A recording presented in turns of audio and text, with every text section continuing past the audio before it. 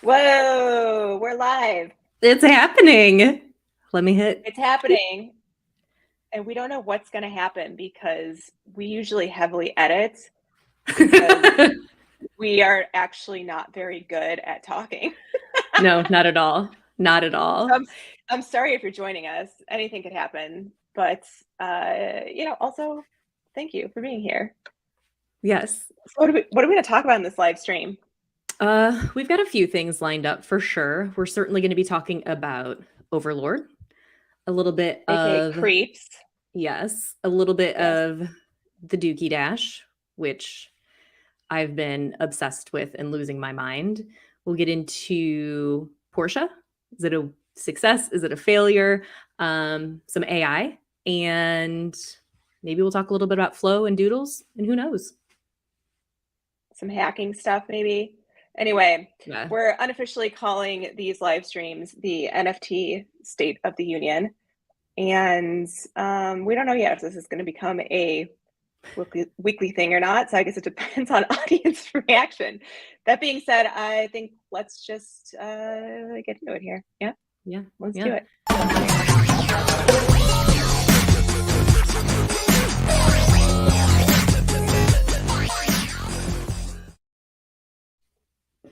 All right. So first up on the agenda is Overlord. So, And also, if you somehow stumbled upon this live stream and are watching us for the first time, nothing that we are saying is financial advice. Please do your own research. We are just two degens hanging out on the internet together. Thank you for the disclaimer so we don't get sued. We don't want to ruin your life. We've already ruined our own lives messing around with NFTs, so you're on your own at this point. But yes, Overlord. This is a NFT project that we have actually done 2 videos on now. The first one was really early, way back when we first started our channel, before it got taken down once, and then we remade our channel. It's another story for another day. But Overlord is a NFT brand that I feel like is still not as big of a deal as it should be.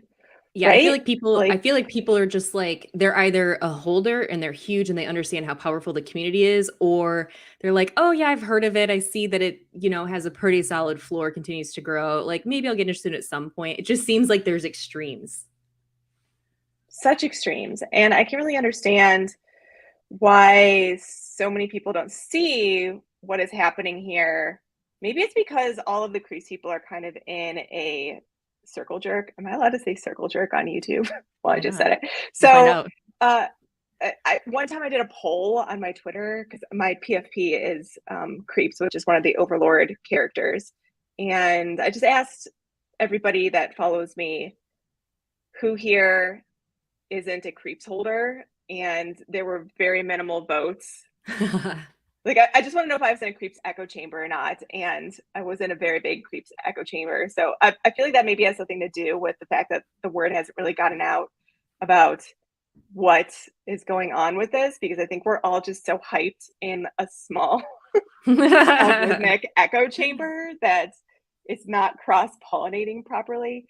Anyway, you recently tweeted something about buying either a Ranga or an Overlord or Creeps. Yeah, and your PFP is actually a mutant ape, just for context, if anybody understands what's going on Twitter here. So you tweeted that out as a mutant ape, and how did that go, not only vote-wise, but also engagement-wise on that Oh tweet? my God, it was massive. I had so much engagement on that tweet, and it was overwhelming response of Overlord Creeps. I think it was, is it 80, 90, I mean 90% people saying Creeps, and it was so many retweets, so much engagement, like way more than anything that I post when it comes to Bored Ape, unless it was like when one of the founders retweeted me for Bored Ape. But it's like the Creeps community shows up and they really help each other, like not necessarily shill their projects, but it's like, what do you need? Do you need help with this? Like candles, candles, candles. Like it really makes you feel a part of something. It's super cool.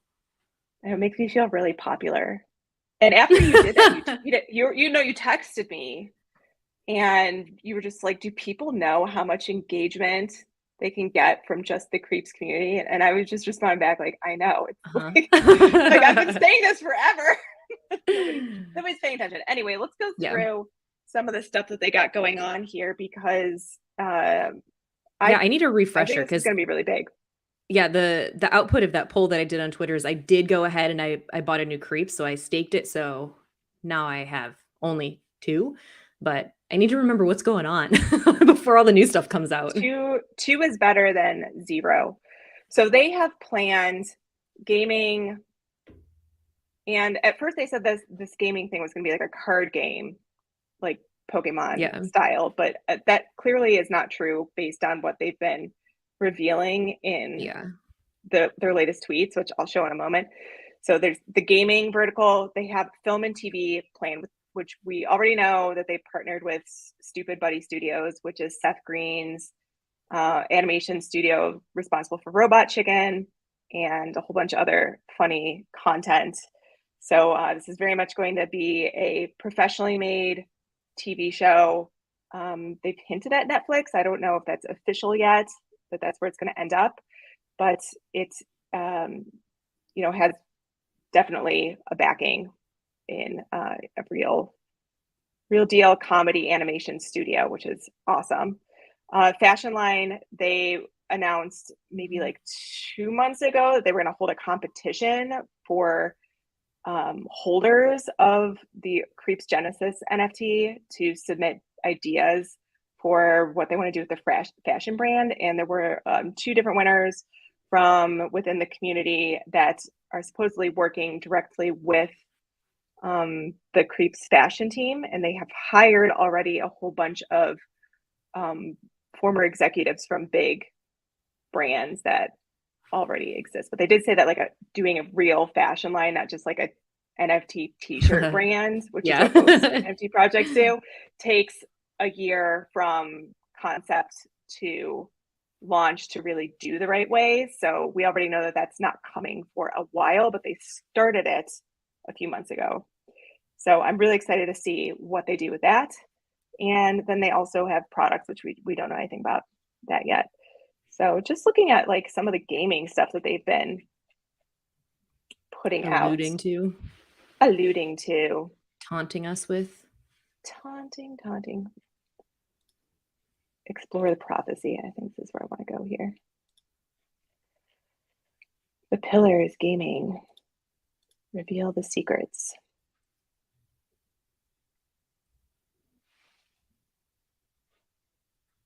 Oh yeah, I know where we are. Yeah. So I do recommend that people come in here and take a look at this. I actually don't know if on live stream the sound is going to come through on these videos, but we'll give it a try. One. No, it doesn't because I can't hear it. You can't hear it? Mm-mm. Womp womp.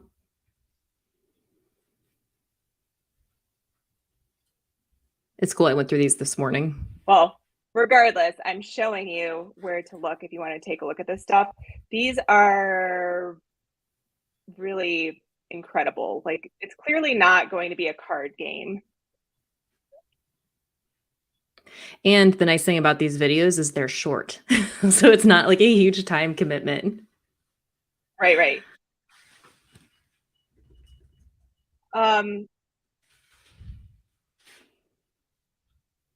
Do you recall the name of the platform that the gaming is being built on? I know it's what Fortnite uses. The Unreal Engine 5. Yes, Unreal Engine 5. So that is what this game is being built on. And anybody who's into gaming should know how big of a deal that is. It's clearly not a card game. I am now. So please let me know what questions you may have. She is now because she can't stop playing Dookey Dash. It's been all Dookey Dash all the time, nonstop. Yep. How are you doing, by the way, in your Dookey Dash game? I hit my... Not since I hit my all-time high, like the second or third day. But here's the thing. I realize that my setup is not optimized quite yet. So my mouse pad is not big enough for how I'm playing, which might be outrageous. I work best when I'm standing, and I need to upgrade my mouse because I can't make it go fast enough. I've maxed out all of my settings, and so I need to get like an actual gamer mouse. So I might do that. It's Oh, outrageous, the conversations you're a that I'm real having gamer with now. people. Yeah, yeah. Like I've got a Did whole you think your setup. life was Like going to take this pivot? I don't want to talk about it. But I'm here and it's great. And but here's the thing that I would say about Dookey Dash is that like I've heard a lot of people say, "Oh, I'm not going to play. I'm having someone else play for me or I'm delegating my pass because I'm not a gamer." It's like, "Well, neither am I." And I don't feel like Dookey Dash is the game that's made for gamers. Like you're literally just using your mouse to Mhm. control like a little propeller boat thing through a sewer. Just like don't run into the garbage and you want to hit the little artifacts so that you get points, and it just goes faster and faster and faster. So it has that super like quick addictive quality because there's really not much to the gameplay at all. And so you just get so frustrated because you're like, why am I not doing better? Well, that's stupid. Like I hit the button, damn cows. There's cows in Well, there. There's cows in the regardless, sewer. I think Dookie Dash is working. Like it's got enough buzz and people are super jazzed about it. Yeah. So can't wait to see what happens with this Overlord game once it launches because I think NFT gaming is going to be a huge thing. Do we have any Also, concept? Amazon of Do you how it's going to be gameplay. No, like when it's gonna happen. Like, do we know what Oh, quarter? Just it needs to not happen in the next few weeks because again, Dookie Dash. So well, I think mark they're my going to calendar. announce what it officially is at the end of these video drops. So these have been about no more than like 5 days apart. So it's been 1, 2, 3, 4, 5, 6, Hmm. 7. So yeah, they've got 1, 2, 3, 4 announcements left. So I would say Okay. probably like in a month, it's going to be like an official Okay. announcement. I don't know if that is going to be gameplay or just like here is the game we've been working on. Yeah. I'm guessing it's going to be more like here's the game we've been working on. Yeah. But time will tell. So definitely something to bring a huge value to this NFT brand. Not to mention Amazon just announced this week that they will be launching an NFT gaming initiative on AWS, which is huge. So Wait, how did I it just miss makes this? sense. I sent it to you, girl. You did. Is Yeah, I know. Well, I also sent you like 500 other things about AI, so I understand how you that the got. AI day? It was the AI day. We'll get into that later, but I think I drove Queen of Degens a little bit nuts. Just the amount of links I was sending her about AI. Not Okay, nuts, let's but stay it was focused. Stay, yeah. stay focused on Overlord. Not nuts, but I annoyed you a little bit. Okay, yeah, a little bit. So okay, so we've got the gaming thing coming. We have the other verticals. I don't know how else to get back to that page. I'm just going to go back here and explore the prophecy and then look at film and TV. Oh, it's going to make me connect from law. I don't want to do that right now, but that was the Stupid Buddy Studio thing with Seth Green. And we don't really have any drop yet of what that stuff is going to look like, but we do know there's protein behind it. Not to mention, the entire brand is being handled by a professional artist management company out of Los Angeles called 360. And they manage really big artists like Will Smith's whole family down to Willow Smith and Calvin Harris, like a whole bunch of other big artists. This is the first NFT project they have taken on as a management company, which again is another reason I'm super bullish on it. Fashion, again, we don't know what's coming with this. We did have the announcement of some of the people working on it. Actually, can you look really quick and see if you can pull those names off of Twitter?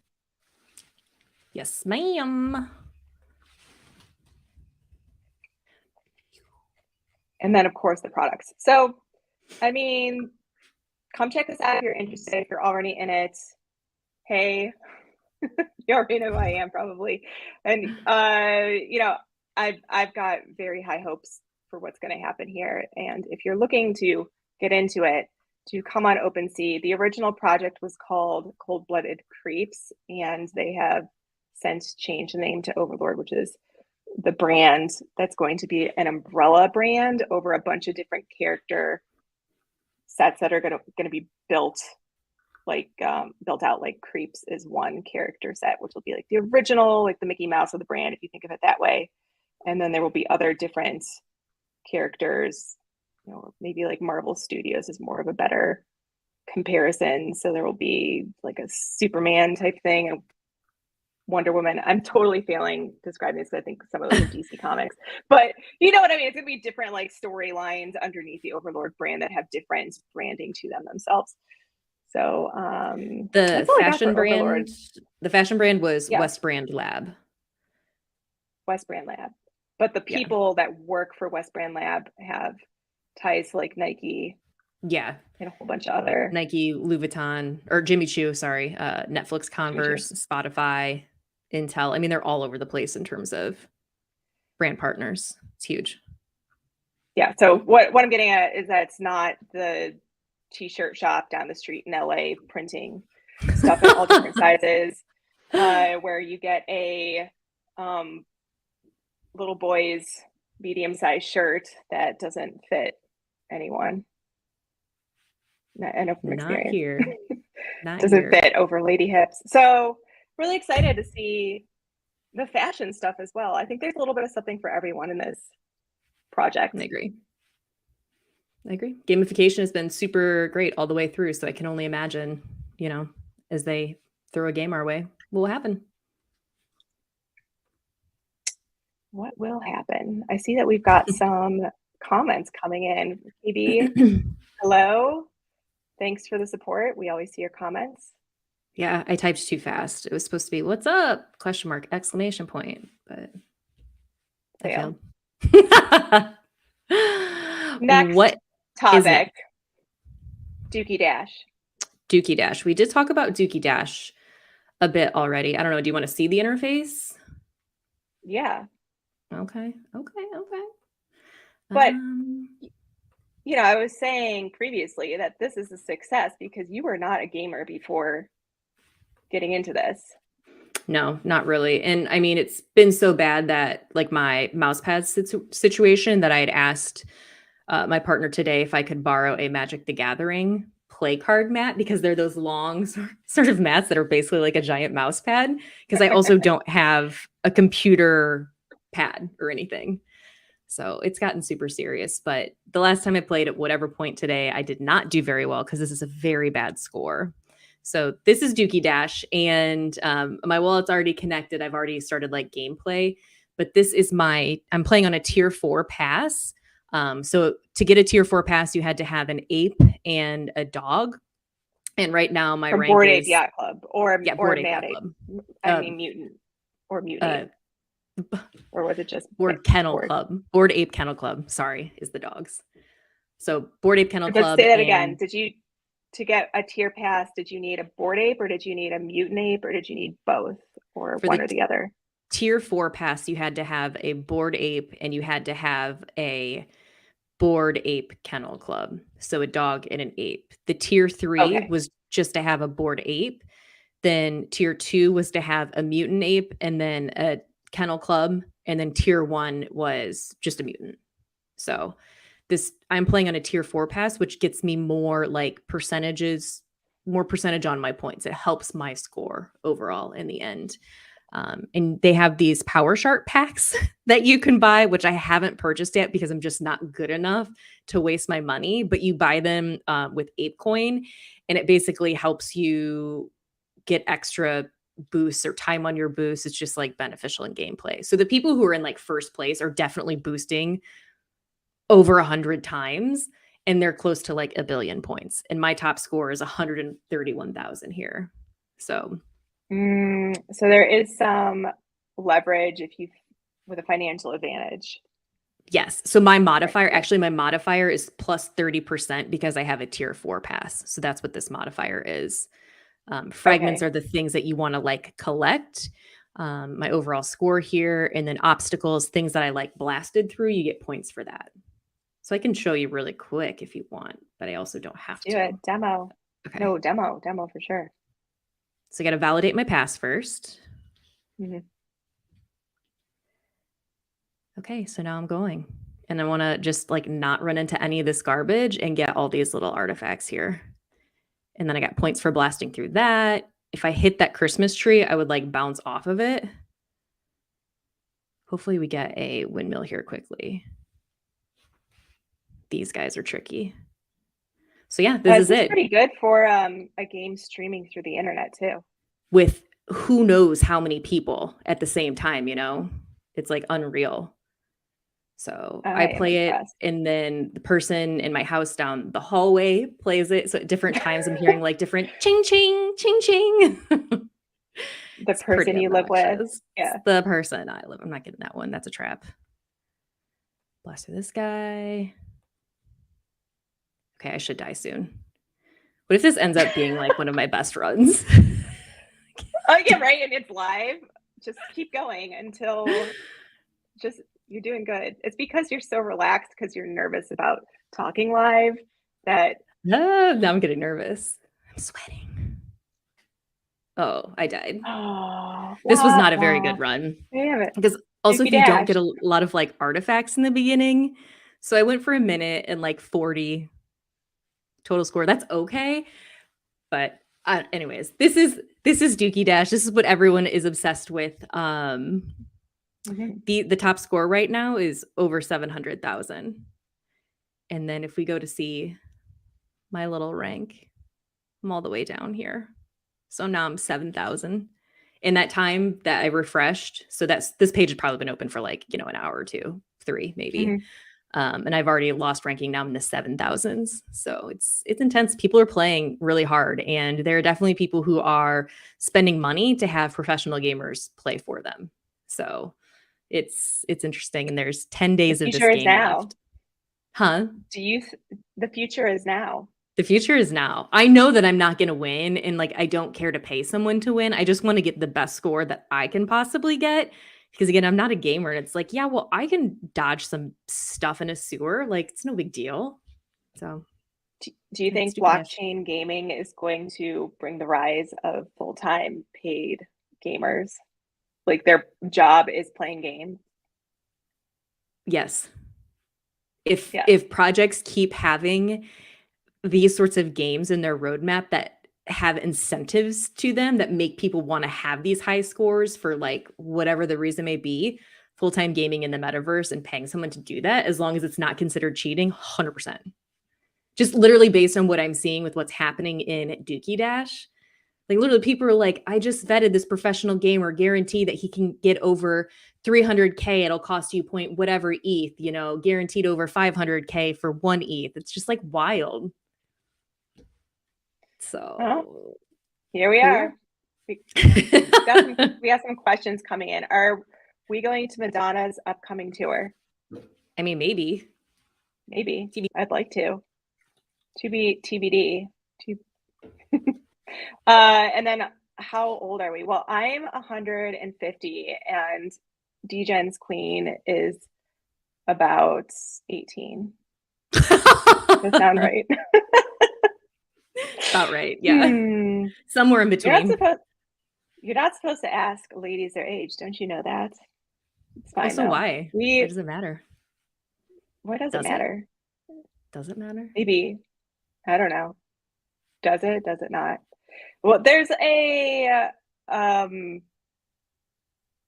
well, I'll give the audience this. We're old enough to have played Nintendo and Super Nintendo as kids. Yeah. So we'll see how that goes. Yeah, that goes. Okay, so shall we mosey along? Porsche.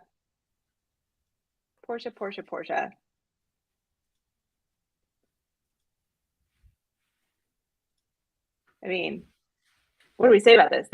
So first of all, when we were down in Miami or Basel, we went into the Porsche booth at, what was that thing called? Was it Metaverse Miami? No, not Metaverse. No. Gateway. Yes. Gateway.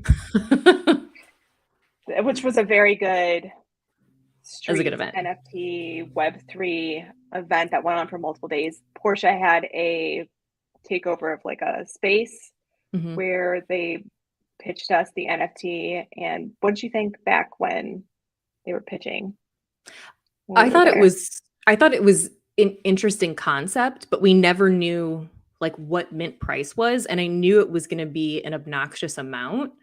Um, and I guess I thought that there would maybe be more utility to it because I know at the time she had talked us through like the 4 iterations or evolutions that this NFT is going to have. And that whole journey sounds really cool because you customize it kind of based on your preferences, but it does feel very niche. And I know that that's just what the Porsche brand is. So they're very exclusive. I've worked with them as a partner before back when I worked in mobility tech, and it was just very clear that they the integration that we are trying to do, it's like they didn't care what we had to offer to bring to the table. Like we were just there to do what they'd asked us to do because that's how their brand works. And so I'm Oh, not surprised that interesting. this is kind of how this project is played out. So they were just going to do it their way, and that's it. Yeah. Yeah. So when they were pitching us, I was thinking to myself, "Good luck. This is never going to work." Like they don't understand the Web3 or NFT culture at all. Uh-huh. Yeah. And leading up to the launch of the NFT or the mint, everybody was saying the same thing because the mint price was 0.91 ETH, which is a really high price in this bear market to ask for. Mm-hmm. So, I didn't think it was going to work, but here we are. And if you look on the Porsche OpenSea page, that 0.91 ETH is now 2.19 ETH. So I was wrong. I admit it. Although kind of right because it didn't mint out. So Yeah. they capped it and then just stopped with the rest of them. So this is all that the Porsche NFT I don't think it supply is matters. now.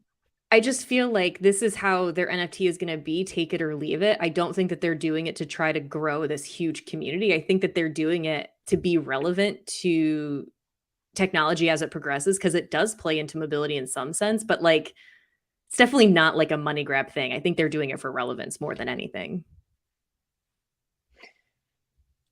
I just don't know why anybody would buy this still, but People are yeah, brand loyalists, and this is a brand that definitely has the type of loyalist mentality to be like, I must have it. It's like I you mean, see we're gonna people see, right? probably wearing Porsche jackets and hats and whatever. And it's almost like a Like, cult, which I guess is really on brand with NFT stuff. yeah. So yeah, But we did get little really cool diecast mini cars. So that was cars. great. Yeah, mini cars. I would have We didn't preferred a mint, real but we got car, a but physical. to get a physical, is it a physical worth a No, I doubt it. almost 1 ETH mint? No, I don't Probably know. not. Hard sell for me, but I guess if you're Yeah. a giant Porsche lover, then do it. Get into Have it. fun. Have fun. I don't know what's going to be, but go for it. Good luck. Hey. All right. Are you ready to dive into the next? Are Oh you God. ready to dive into the next? Um, am I ready? Is the audience ready to hear about my artificial intelligence thoughts? Because I've had a meltdown for days. Um, It's true. if you haven't heard about ChatGPT yet, you guys are living under a rock, first of all, but it is terrifying. Absolutely terrifying. Like, just get in there and play with it. It is so advanced. It can write you blog posts, it can write you emails, it can do your homework for you. It has passed multiple entry exams for like uh, the bar for law. I don't know what state Mhm. it passed, but it passed the bar exam. It has passed the test exams to get an MBA. It has It is wildly powerful. And it is only a test version that is live right now. So what everybody has been playing with is just a sample of what is going on with the code base behind the scenes at OpenAI, and it's only been fed data right now. The AI that caps somewhere in 2021. 2021, yeah. Yeah, 21. So once it gets fed data fast enough to pace with real-time stuff coming through the internet, that is, if it's going to go down that route, it's first of all going to like overtake so many jobs.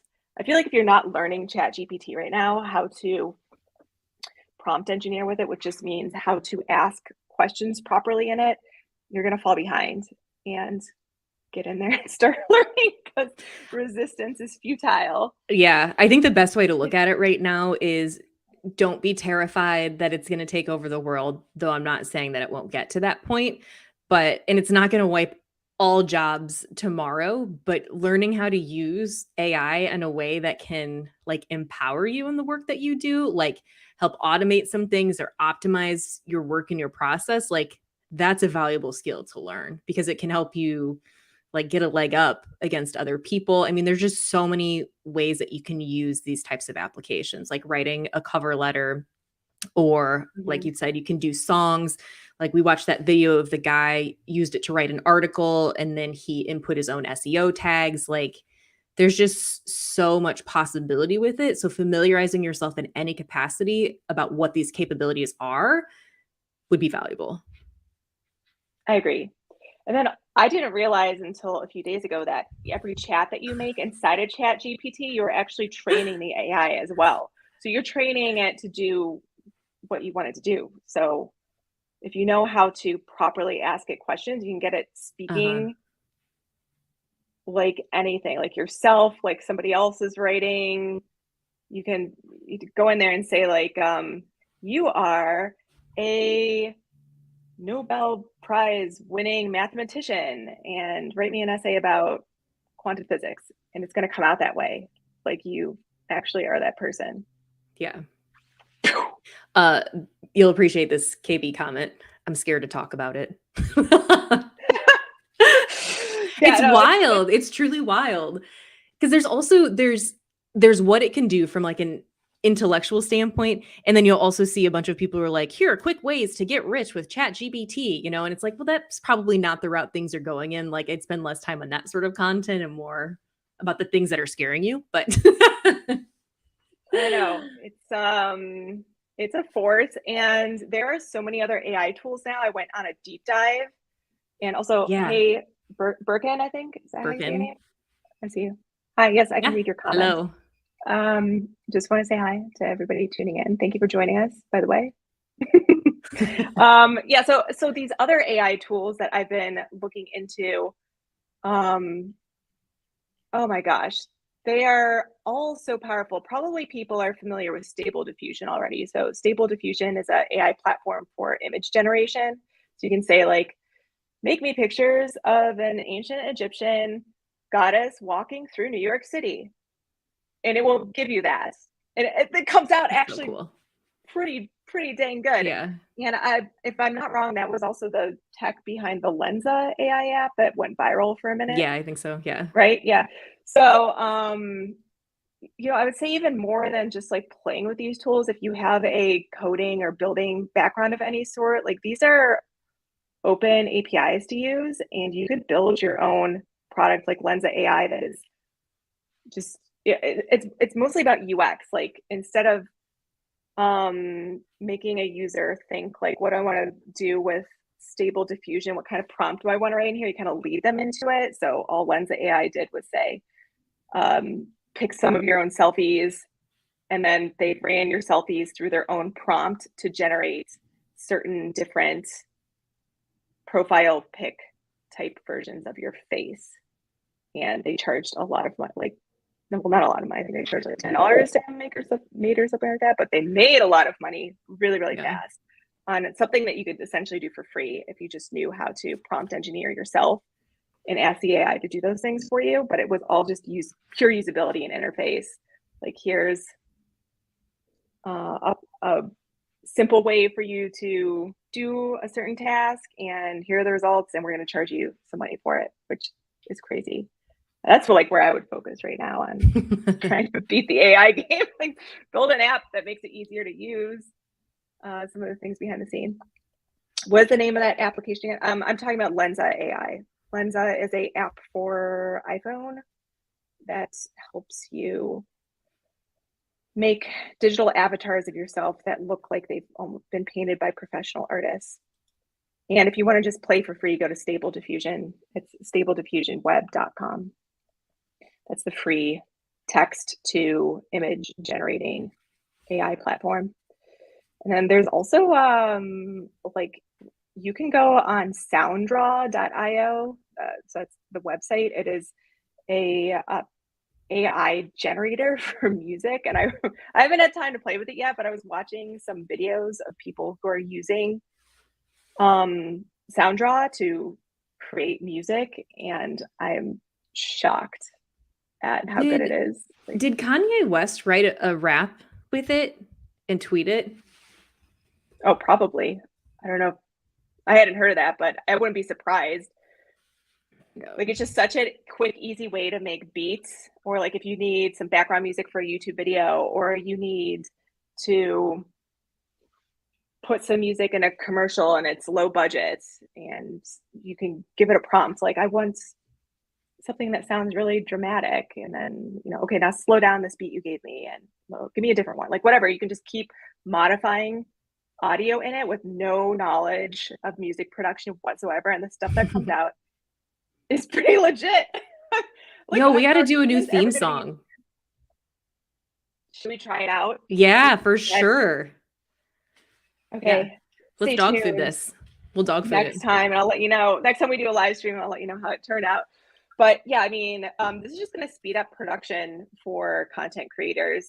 It's going to be like the biggest thing. But then also the worry is, you know, artists already have a hard time getting paid for their work, like music producers, graphic designers, painters, writers, whatever. And now we've introduced AI technology that's, you know, if you have the option, like, am I going to hire this music producer to take weeks to turn around some audio for me, or am I just going to use AI and get something good enough? I think a lot of people are going to lean towards the AI, which is horrifying.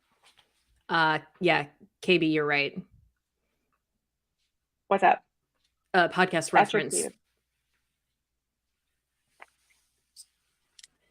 Oh, it was a podcast. Yeah. The Patrick David podcast. Reference how I think somebody else like trained AI. Well, regardless, this stuff is out here, and I would start playing with it because resistance is futile. I don't know what's going to happen. The one I'm most excited about, though, is superhuman.com, because I hate Gmail, and I'm very vocal about it, and it pretty much sucks everything out of your Gmail account and automates it for you, so you don't have to actually use Gmail. Yeah, that's superhuman.com. So if you hate email like I do, and it ruins your productivity at work, then the solution is here. The future is now. Use Superhuman. So yeah, this is just going to keep on snowballing, and pretty soon we're going to be obsolete because there'll be some like robot influencers who can get NFT information faster than we can, just like scraping it off of Twitter. Before you know it, it's going to be Ex Machina everywhere. Oh, you've seen that movie? We're all screwed. Yeah, we're screwed. What are we going to do? Nothing. TBD. We're just going to I just hope the robots are going to be nice to me. So since it's, you know, since we have no choice in the matter, just I hope the robots like face paints. I hope they like face paints. Stay on my side. Probably, you know, stick with Degen's AI and don't turn on us. Thanks. Because really, it's like the tech Degens that created you in the first place. Yeah. Don't bite the hand that feeds. Well, I feel like this is the perfect segue to go from the future of tech back to the ways of Web 2 with the Doodle announcement. Doodle 2. Oh God, Doodles. Doodles, Doodles Doodles, Doodles. 2. So Doodles caused some chaos this week talking about their next project, Doodles 2. And they are going to release these new NFTs on a blockchain called Flow. And you may be asking yourself, what is Flow? Yeah, I didn't know. Yes. Yes. What is Flow? Nobody knows. So, needless to say, people are not too thrilled about it. So, I'm curious to know what our audience thinks. If you're on the side of Doodles is doing great thing, innovating, they're one of the leaders of the space. You know, they're going to get on Flow and cool, amazing, do it. Or the other side, which is what the F are you guys doing? Nobody who is in this space wants to be on Flow. Your first collection is on Ethereum. Why would you even go down that route? And then also the way that they have it set up, they want to fix the onboarding of people to NFTs by having them single sign on with Gmail, which basically defeats the purpose of decentralization, right? So like everything's going to go back through Google, and then allow people to buy stuff with credit cards, which also is anti NFT crypto space vibes because people want to make crypto mainstream. They're in this space, so they're like, why would you even do that? That's not how you like onboard people properly. And their defense is like, unless you've got a better way to get people into this, because the UX, the user experience of getting people onboarded into the NFT and crypto space is so bad right now that this is the only way. Where do you stand on the issue, audience? Do you like what Doodles is doing? Do you hate it? Where do you stand, Queen of Degens? I'm actually in an interesting spot. So I'm not a holder of Doodles. I felt like it was just too expensive by the time I became aware of it, and I just never really bought in. And I don't hate it. I don't love it. I don't love that there's, a single sign-on at the beginning of the entire process. But if they really are looking to expand outside of people who are currently in Web3, then I don't see an issue with using Flow, because it is its own, like, it uses a decentralized blockchain. It's really that onboarding process, which we all know is super, super horrible. So it's not the worst thing in the world if it gets someone into the ecosystem who's never bought an NFT before, because I'm making an assumption here, but to me, it's like the gateway. Then, they buy one NFT and it's super easy. Then they start to understand the space, and then they're like, oh my gosh, well, what is this like Overlord thing? Maybe I want to buy one of those. And they just have a little bit more confidence to go down that path. And I actually came across a really interesting tweet thread by FFV, and this person had asked if people are bullish or bearish on the fact that Doodles is going with Flow. And it's a really mixed bag of responses. And anybody who says that they like either way, bullish or bearish, this person would ask why they felt that way. And there are a lot of people who think it's positive, and a lot of people who say that it's negative because it's like, this isn't the vibes, this isn't the way. And it's like, well, are we then gatekeeping people as Web3 purists because we don't want to adapt to onboard more people? Like, are we any better or worse? I don't know. It's just interesting conversation. And again, I don't have any skin in the game because I'm not a holder, and I'm not going to be a Doodles 2 holder. So it's an interesting conversation, to say the least. But the one thing that I did want to point out about this FFV person on Twitter, their FFVV1211, that they did make the comparison about something within this Flow experience, because of the way that it works, minimizes the need for all of like gas on transactions. And they made the comparison to what Overlord is doing with their own NFT process, because right now Overlord, when you're playing in the game, it's a gasless process. So that's another benefit to using Flow, but ultimately it's not fully decentralized because there's an SSO at the beginning. But if it gets more people into Web3 ecosystem as a whole, then I don't look at it as a bad thing. That was a lot of words. I think my entire opinion on it just stands on if you would be able to get total control over your assets Yeah. within whatever they've built. Yeah. So if there is a way to get total control over your assets and detach it, so you can have full, like, pure ownership with a wallet that has a seed phrase and nobody can touch it, nobody can tinker with it, then I'm in. If there's no way to do that, Yeah. I I agree. don't know if it's much better than anything else, right? So I guess we'll see how it works when it launches. It is a very hard user experience to onboard right now into the NFT Web3 and crypto space, as we know from the FTX catastrophe, where nobody understood why FTX could do what they did. They didn't understand how crypto is really made to work, how, you know, how you're supposed to own it, the purpose of it. So, yeah, on the It's fence. yeah, the onboarding UX is just I was going to transition here. It's just bad, but It's very bad. I mean, as a UX designer myself, my preference would be to fix the UX of the current tools available. But if you're a brand that's trying to move fast, like mhm. Doodles, because you've already been in existence for so long and you have to push forward the space and those things don't exist yet, then I guess they're doing what they can as like a business call to bring value to the project. So if it's going to It's work or not, I don't know. in my head this is the same almost like argument or conversation around like gamers in Web3. You know how there's a lot of just like game studios who are very anti Web3, like let's not do the thing. And then I'm someone who is a non-gamer, um, under 40 KB, but above 30. So to help you out with your comments and why you'd ask that question, I've never been a gamer in my life. Like this Dookey Dash is the only game that I've played, but Web3 has gotten me into gaming. And that's the opposite of what I think most people would have thought to happen. So it's like, I don't understand why people who are traditionally in the gaming space are so resistant to Web3 because it's helping onboard people into the gaming ecosystem. So I don't know. It's a similar comparison, I feel like, with Flow and what they're doing in this space. I understand both sides of the argument and why people would be in a tizzy on either side. So Well, guess we'll see.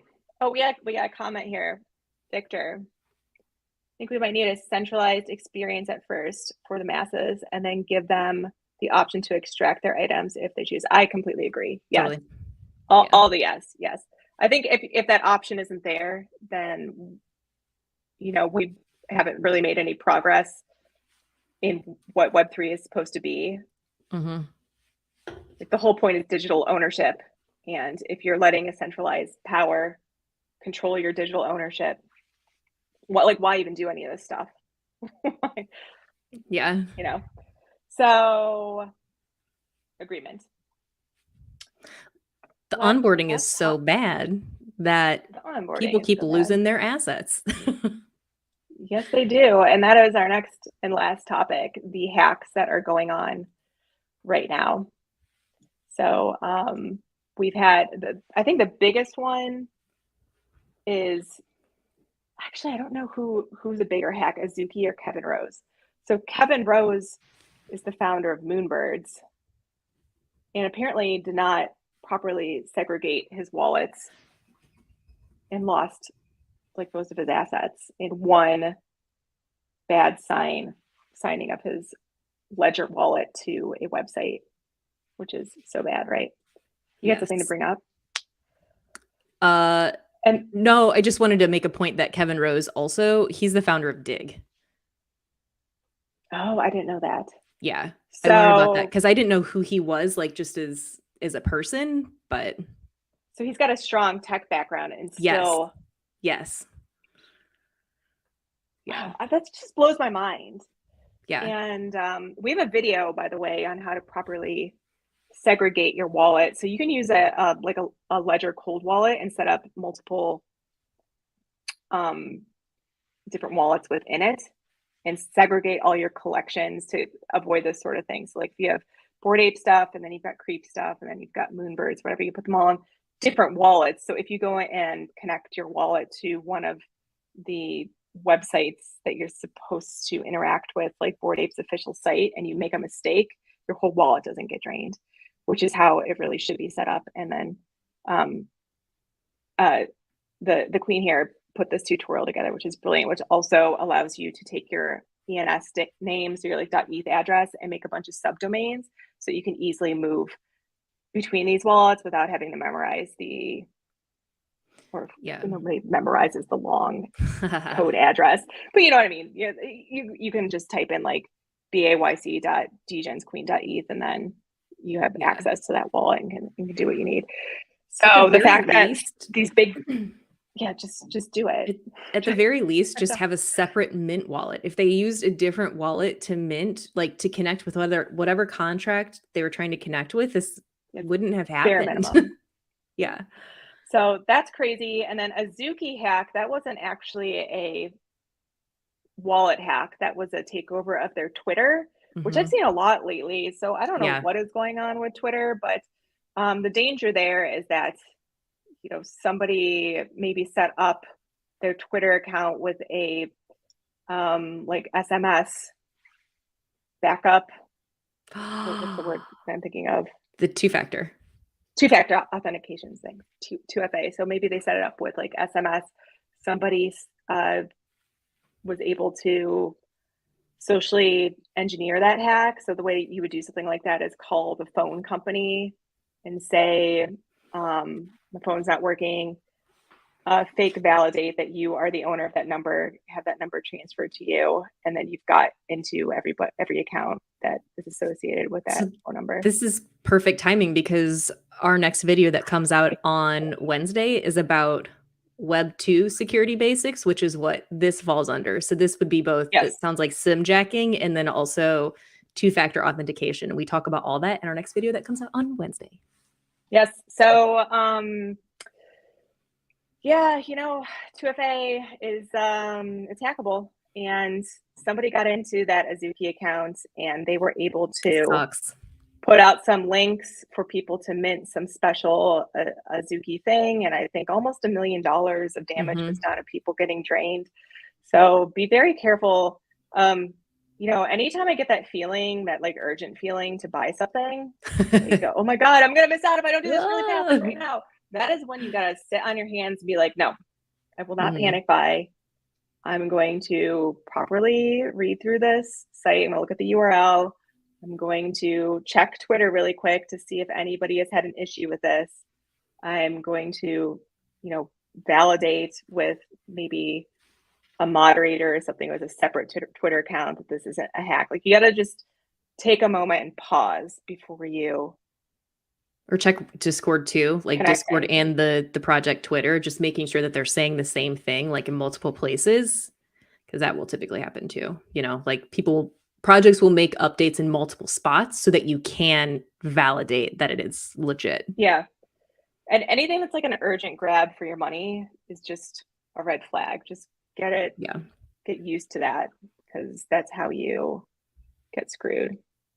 So, and then there was also NFT God got hacked. He's a big NFT influencer on Twitter. That was another wallet hack.